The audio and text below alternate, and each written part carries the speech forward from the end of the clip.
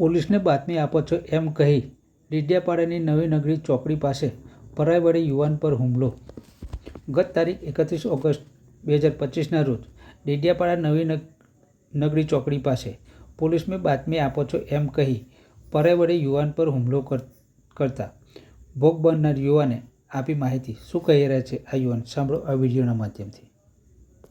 મારી જોડે એવી ઘટના બની કે મેં મારા કામકાજ માટે 31 તારીખે મેં મારા કામકાજ અર્થે બજારમાં ગયો હતો. તો બજારમાં રિટર્ન આવતી વખતે એ લોકોએ નવી નગરીની ચોકડી પર અચાનક મારી જોડે પરાઈથી હુમલો કરેલો.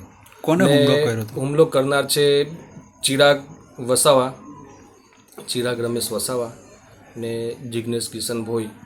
એ લોકોને એવું એ લોકોના મગજમાં એવું એમ હતું કે એ લોકો કોઈ નશીલો પદાર્થનું કોઈ સેવન કરતા હશે ને અચાનક પોલીસવાળા આવી ગયા તો એ લોકોને એવું હતું કે વિપુલે બાતમી આપી તો કેમ તું અમારી બાતમી આપી, એ રીતના મગજમાં એ લોકોએ ભ્રમ રાખીને મારી પર અચાનક હુમલો કર્યો. ત્યારબાદ મેં મારા મિત્ર મને સરકારી દવાખાનામાં લઈ ગયો પ્રાથમિક સારવાર માટે. ડૉક્ટરે એવું કીધું કે માથામાં ઈજા પહોંચેલી છે. તો અમે એ દિવસે પ્રાથમિક સારવાર કરાવી લીધી ને રાત્રે રજા લઈ લીધી ને બીજા દિવસે અમે અમારી રીતના ખાનગી હોસ્પિટલમાં સારવાર કરાવીને આવ્યા. પોલીસને જાણ કરી, પોલીસનો પૂરેપૂરો સાથ સહકાર છે. પોલીસવાળાએ તાત્કાલિક એ બંદેવજનને ઉઠાવી લીધા. એક દિવસ રાખ્યા બી છે પોલીસવાળા એ લોકોને. બસ મારી કંઈ માંગ નહીં કે એ લોકોને યોગ્ય કેસ ચાલે ને યોગ્ય એ લોકોને સજા થાય એવી માંગ છે. નામ લીંબચિયા વિપુલ કુમાર ફળસુભાઈ, રહેવાસી નવી નગરી.